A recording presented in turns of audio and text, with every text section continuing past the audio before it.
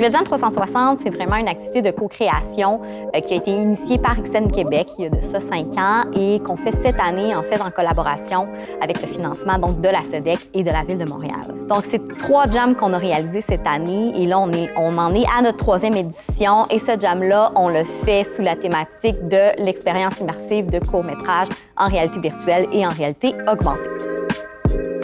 CUDA, c'est un western aquatique qui raconte l'histoire d'un hippocampe cowboy enceinte qui doit venger une méduse.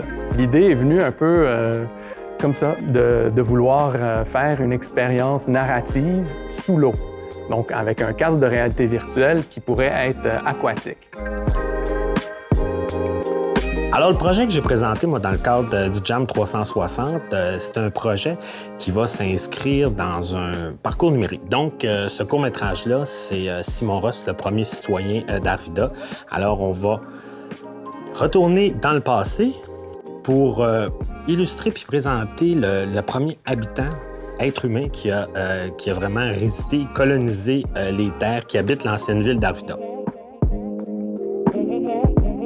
L'origine derrière Symphonie Boréale, en fait, c'était dans mon projet de recherche, je travaillais sur les vieilles forêts boréales, c'est de trouver un moyen de rendre cette recherche concrète, pas juste de faire des graphiques scientifiques, de faire de la publication scientifique, mais trouver un moyen d'expliquer au grand public c'est quoi les vieilles forêts, comment ça fonctionne, aussi de l'attirer sur ce sujet. Donc ça, c'est vraiment l'origine du projet, qui était purement sonore.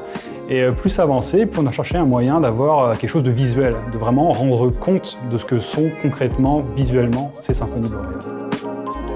Le Jam 360, c'est vraiment un accélérateur. C'est un incubateur où on a l'opportunité de créer, de tester des choses ensemble et aussi avec d'autres participantes et participants. Bien, ça nous permet de pouvoir échanger, de se faire challenger aussi sur nos projets, voir qu'est-ce qui fonctionne pas. Moi, déjà, après la première rencontre avec la présentation, j'ai déjà vu des trucs peut-être qui fonctionnaient pas, puis que j'ai réajusté. Pour moi, c'était avant tout une opportunité pour développer un projet qui était complètement hors de notre domaine principalement. Puis, dans le fond, le Jam 360, ça nous a permis de pousser au maximum ce concept-là.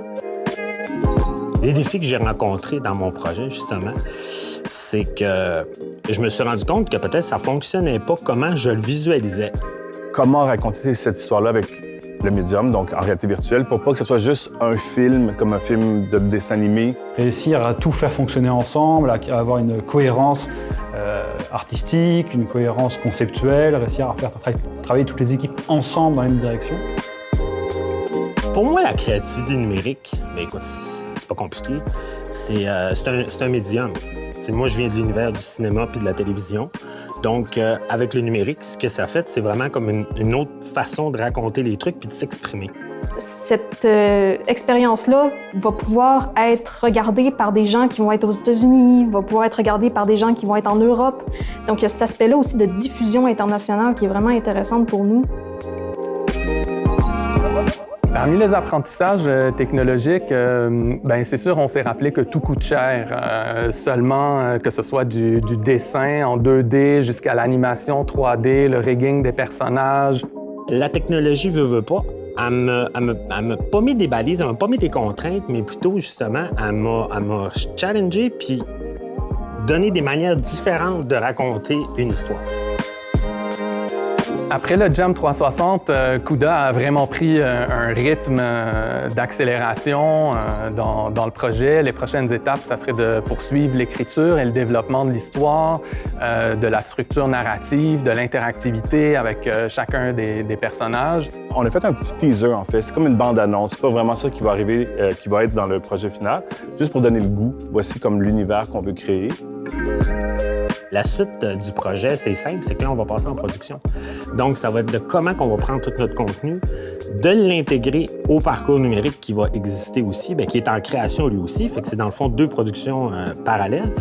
Et donc, ça va être de comment on va l'intégrer, de le produire pour qu'après ça, justement, que ça fasse un produit uniforme puis qui se tient.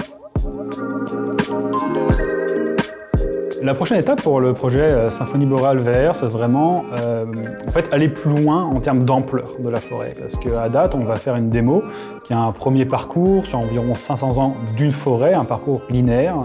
Et le but, c'est rajouter des événements, par exemple la tordeuse des bourgeons de l'épinette, son impact sur la forêt. Si on pouvait avoir de la diversité, si on pouvait avoir plusieurs types d'arbres, à ce moment-là, je pense que l'expérience serait à son maximum.